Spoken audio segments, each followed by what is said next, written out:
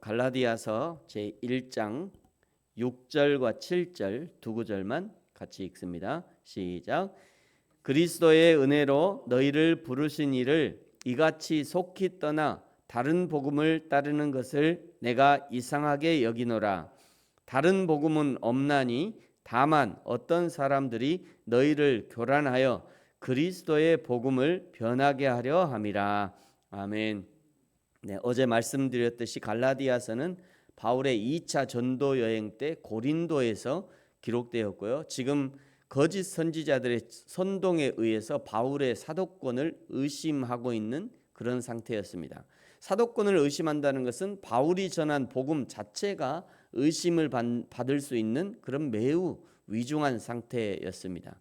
그래서 바울이 1절부터 바울의 사도권을 아주 강력하게 주장하는 거죠. 사람으로 난 것도 아니다. 사람으로 말미암은 것도 아니다. 그 다음 문장에서는 바울의 이름을 앞에 썼다면 조금 더 부드러운 문장이 될 수 있을 것 같은데 일부러 바울은 자신의 이름을 뒤에 쓰면서 앞에 있는 사실을 아주 강조합니다. 오직 예수 그리스도와 그를 죽은 자 가운데서 살리신 하나님 아버지로 말미암아 사도된 바울은, 이러면서 자기 자신의 사도권을 아주 강력하게 주장하고 있는 거죠. 그리고 이제 축복의 인사를 나누고요. 오늘 이제 6절부터는 강력한 문장을 쏟아놓습니다. 6절에 그리스도의 은혜로 불러주셨는데 이렇게 속히 떠나 다른 복음을 따르는 것을 내가 너무 이상하게 여긴다. 7절 다시 강조하죠. 다른 복음은 없다. 그것은 너희를 교란하게 하는 것이고 그리스도의 복음을 변하게 하는 거야. 8절 다른 복음을 전하면 저주를 받을 거야. 9절에서 다시 또 반복하죠. 우리가 전한 것 외에 다른 복음은 없다. 10절 내가 지금까지 사람의 기쁨을 구했다면 내가 그리스도의 종이 아니다. 6절부터 10절까지는 다른 복음 때문에 흔들리고 있는 갈라디아 교인들을 향한 바울의 아주 격한 감정을 숨김없이 드러내고 있는 겁니다. 우리도 이런 문장 또는 이런 구절을 읽을 때는 바울의 심정이 되어가지고요, 막 코가 벌렁거리고 심장이 아주 뛰고 얼굴이 그냥 불그락하고 옆에 누가 조금만 건드리고 팍 폭발할 것 같이 그런 감정을 느낄 수 있어야 합니다. 누가 성경을 잘 읽는 사람이냐면 성경을 읽으면서 하나님의 마음도 읽을 수 있어야 돼요. 그 하나님의 감정도 읽을 수 있어야 돼요. 하나님이 아쉬워하면 내가 아쉬워.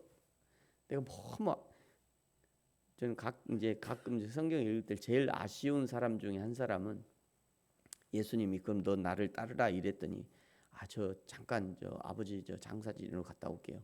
그 청년 있잖아요. 그 청년. 제가 성경 읽을 때마다 그 청년 참 아까워요. 예수님이 너 나 따르라 하면 이거 예수님 볼 때는 검증이 다 된 거잖아요. 검증이 됐으니까 너 나를 따르라 한 건데 저 잠깐 가서 일 좀 보고 올게요. 그 청년 볼 때마다 아까워요. 근데 어쨌든지 성경을 읽을 때 하나님의 감정, 그 하나님의 마음, 그것도 읽어낼 수 있어야 그것이 성경을 잘 읽는 겁니다. 저와 여러분이 성경을 읽을 때 또는 설교의 말씀을 들을 때 하나님의 마음까지도 읽고 들을 수 있는 그런 사람들이 되었으면 좋겠습니다. 제가 가끔 이게 설교하다가 막 소리를 바락바락 지르거든요. 주일에 보면 막 설교를 막 바락바락 지르는데 그 이유가 있어요. 그냥 제가 성정이 그래서 그런 게 아니라 그 설교나 그 본문의 그 하나님의 감정, 그거를 좀 전달하고 싶은 거예요.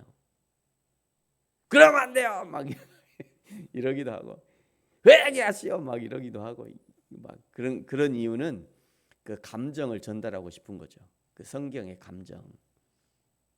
저는 이제 그런 설교가 좋은 설교라고 생각해요. 물론 막 신학적으로 완벽해서 신학적으로 흠잡을 데 없이 교수가 가르치는 것처럼 그렇게도 할 수 있지만 저는 이제 그런 부분 잘 안 맞아요. 그런 부분과. 그래서 그렇게 하지도 못하지만 저는 이 설교자도 설교를 하면서 그 하나님의 감정을 좀 전달할 수 있어야 된다라고 생각해요. 그래서 이제 처음부터 그렇게 했던 겁니다. 11절부터는요. 이제 다시 조금 이제 진정된 오트로 성경을 써내려갑니다. 11절에 보면 내가 전한 복음은 사람의 뜻에 따라 된 것이 아니다. 그러면서 12절부터는 바울이 어떻게 예수를 믿게 되었는지를 기록하죠. 12절에 내가 예수를 믿은 것은 사람에게서 받거나 배운 것이 아니라 오직 예수 그리스도의 계시로 받은 것이다. 이거 이제 다메섹 도상에서 여기 다메섹 도상에서 저 다메섹으로 가는 도상에서 회심하면서 예수님을 봤잖아요. 만났잖아요. 그 밝은 빛 중에 바울아 바울아 네가 왜 나를 핍박하냐 이거 얘기하는 거거든요. 그게 이제 12절에 내가 예수 만난 것은 예수님의 계시로 받은 것이다. 이전에 12절에 13절에 이전에 내가 핍박자였지만 14절에 내가 유대교를 더욱 열심히 믿었다.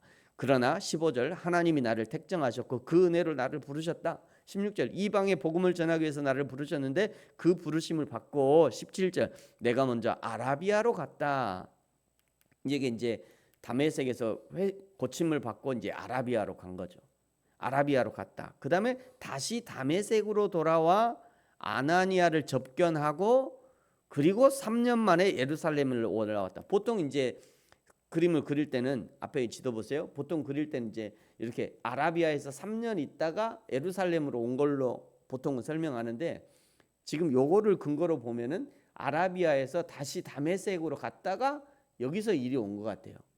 그러면 아라비아에서 3년 있다가 다메섹으로 왜 왔을까? 아마 저 아나니아를 만나려고 당신이 나에게 전해준 그 예수에 대해서 내가 돌아가는 길에 이 아라비아로 돌아가는 길에 참고로 아라비아 광야가 여기도 있을 수 있지만 이쪽이 있을 수 있어요. 이쪽에 더 쭉 내려가서 그래서 아마 이 아라비아에서 돌아오는 길에 다메섹에 갔다가 예루살렘으로 갔다 이럴 수도 있겠다 생각이 들어요.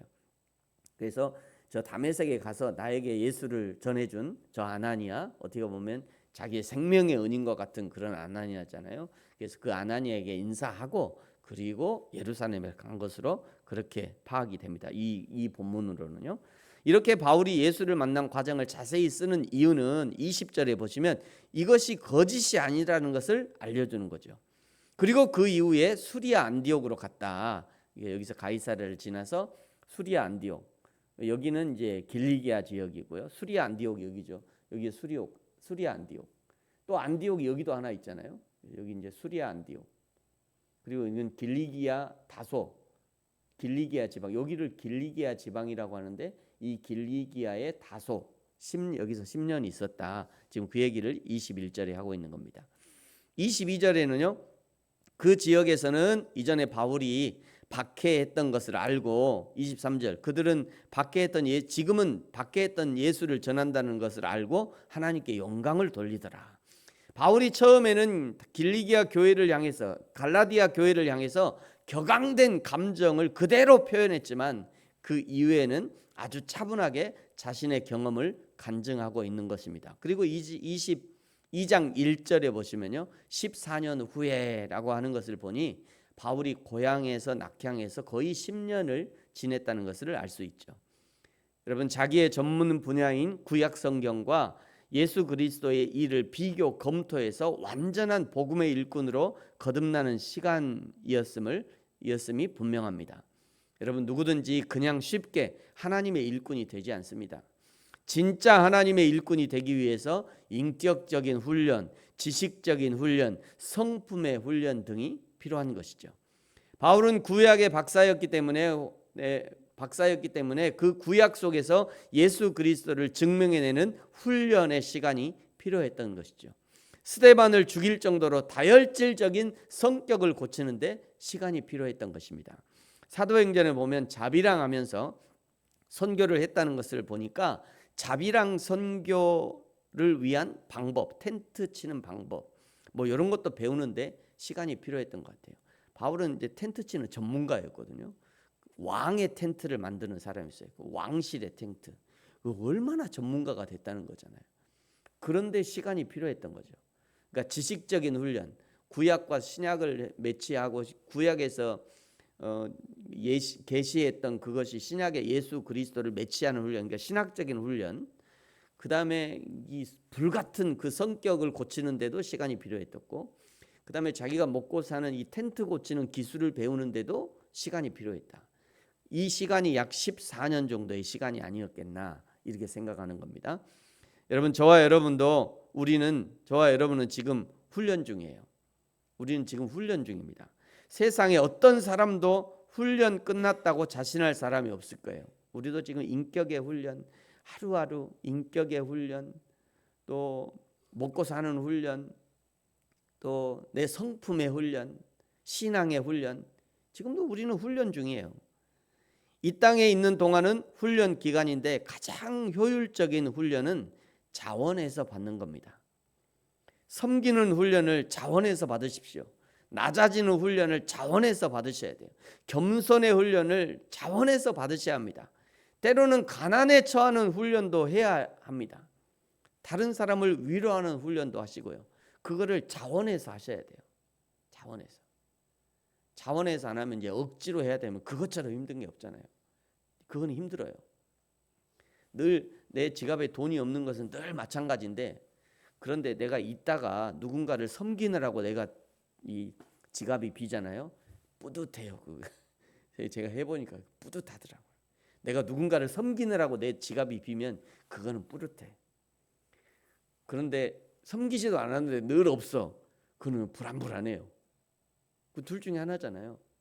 자원해서 내가 가난을 경험하는 거는 그거는 훈련이 돼요. 스스로. 그러니까 여러분, 훈련이 안 돼갖고 하나님이 그냥 훈련을 시키기 전에 자원해서 훈련을 받으세요. 이 섬김의 훈련, 겸손의 훈련, 사랑의 훈련, 낮아짐의 훈련, 가난의 훈련. 우리 신앙의 선배들이 이걸 했던 겁니다. 이 훈련을 자원해서 받아야 합니다. 억지로 시키면 힘들어요. 부지런히 훈련하다가 이 훈련에 합격해서 수료증을 받는 날이 여호와 하나님의 품에 안기는 그런 날이 될 겁니다. 그 날을 사모함으로 오늘의 훈련을 기쁨으로, 감사함으로, 최선으로 부지런히 감당하는 저와 여러분이 되어지기를 예수님의 이름으로 축복합니다. 기도하겠습니다. 하나님 아버지, 감사합니다. 바울이 예수님을 만난 후 14년이라는 훈련의 시간이 필요했듯이 오늘 우리도 하나님의 복음으로 훈련하여 주시니 감사합니다. 부지런히 복음으로 훈련되어서 하나님께 영광을 돌리는 인생이 되게 하여 주옵소서. 무엇보다 성경을 뛰어넘는 진리는 없고 오직 예수 그리스도 외에 다른 구원자가 없다는 것을 분명히 알고 유혹하는 사단 마귀의 세력을 물리치게 하여 주옵소서. 감사합니다. 예수님의 이름으로 기도합니다. 아멘. 하늘에 계신 우리 아버지여, 이름이 거룩히 여김을 받으시오며 나라가 임하시오며 뜻이 하늘에서 이루어진 것 같이 땅에서도 이루어지이다. 오늘 우리에게 일용할 양식을 주시옵고 우리가 우리에게 죄 지은 자를 사하여 준 것 같이 우리 죄를 사하여 주시옵고 우리를 시험에 들게 하지 마시옵고 다만 악에서 구하시옵소서. 나라와 권세와 영광이 아버지께 영원히 있사옵나이다. 아멘. 계속해서 기도하겠습니다.